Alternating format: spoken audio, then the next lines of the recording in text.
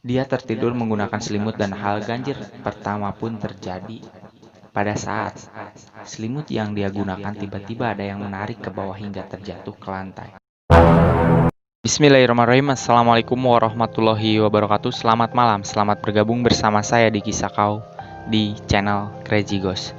Pada kesempatan kali ini saya tidak akan membuat konten yang bertemakan eksplorasi pada tempat-tempat angker yang seperti konten-konten saya sebelumnya, dikarenakan di tempat saya sekarang sedang musim hujan dan keterbatasan biaya, Jim. Makanya saya akan membuat sebuah konten yang berjudul Kisah Seram Sopir Jenazah. Sebelum lanjut ke videonya, silakan buat kalian yang belum subscribe channel ini, silahkan dibantu subscribe terlebih dahulu supaya saya lebih semangat dalam membuat konten dan menghibur kalian para pecinta misteri dimanapun kalian berada. Sekali lagi saya minta tolong kepada kalian, silahkan bantu subscribe supaya saya dapat uang dari AdSense dan bisa melanjutkan membuat konten-konten menarik lainnya. Oke, lanjut.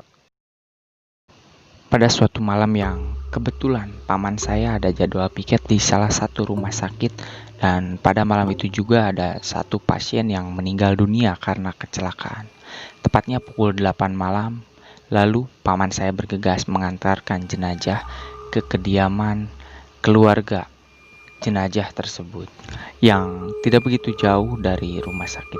Awalnya tidak ada hal ganjil yang terjadi pada paman saya. Seperti biasa, dia mengantarkan jenazah tanpa ditemani siapapun, dan setelah sampai mengantarkan jenazah lalu dia bergegas kembali ke rumah sakit. Kejanggalan pun terjadi tepatnya sekitar 12:30 dini hari, yang dimana paman saya sedang tertidur pulas sendirian di ruang perawat. Dia tertidur menggunakan selimut dan hal ganjil pertama pun terjadi. Motor lewat. Dia tertidur menggunakan selimut dan hal ganjil pertama pun terjadi pada saat selimut yang dia gunakan tiba-tiba ada yang menarik ke bawah hingga terjatuh ke lantai. Sontak paman saya terbangun dan melihat ke sekitar ruangan. Tidak ada siapa-siapa selain dirinya sendiri.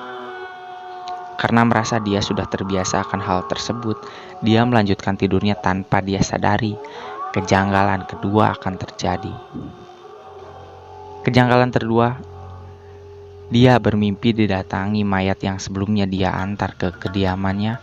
Di mimpinya, dia dimintai pertolongan oleh mayat tersebut untuk mengembalikan topi yang berada di ruang IGD, dan kebetulan topi tersebut dipakai oleh mayat tersebut pada saat kecelakaan. Karena topi yang digunakan ternyata milik teman mayat tersebut. Kurang lebih seperti ini.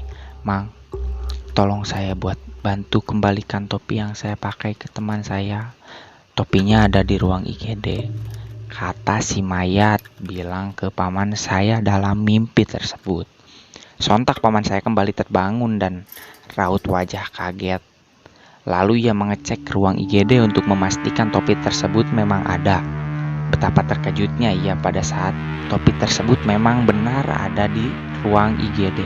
Setelah diambil, paman saya ngomong sendiri seperti ini. Topi sudah ada di saya. Mamang jangan khawatir, pasti saya kembalikan ke teman Mamang. Mamang silahkan pulang. Kita sudah berbeda alam dan jangan mengganggu saya lagi, kata si mamang saya sambil dia berjalan menuju ruang pengembalian obat. Bukan pengambilan, dan memberitahukan kejanggalan tersebut ke teman paman saya yang sedang berada di ruang pengambilan obat.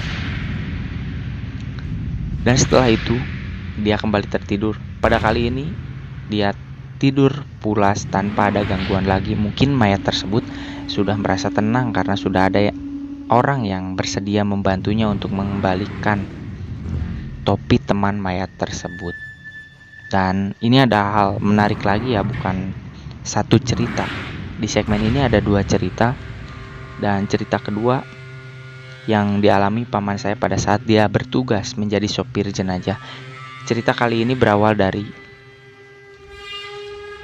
pada saat paman saya berada di rumah, tiba-tiba ada telepon dari salah satu keluarga korban meninggal dunia.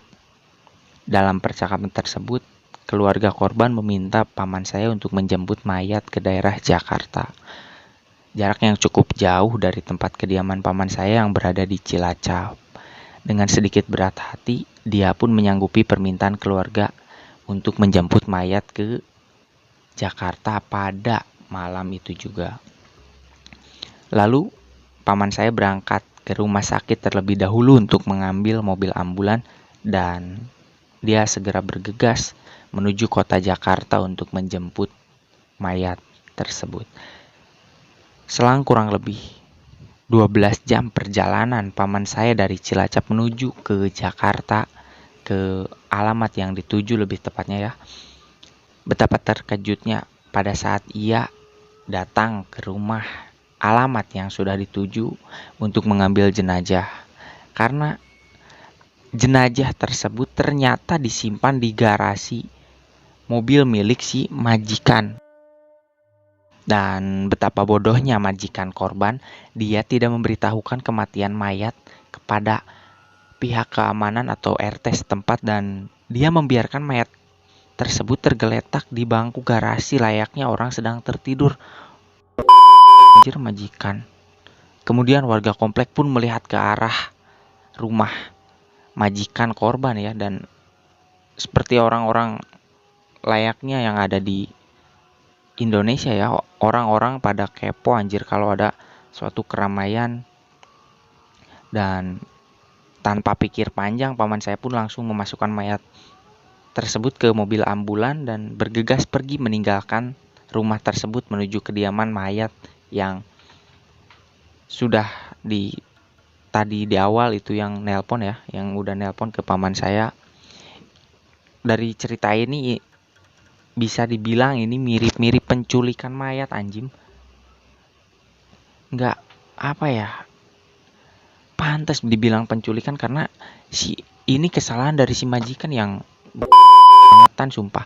Ini asli saya bukan bukan mengarang suatu cerita, ini asli real dari cerita paman saya sendiri dan dia pun nggak tahu awalnya mayat tersebut.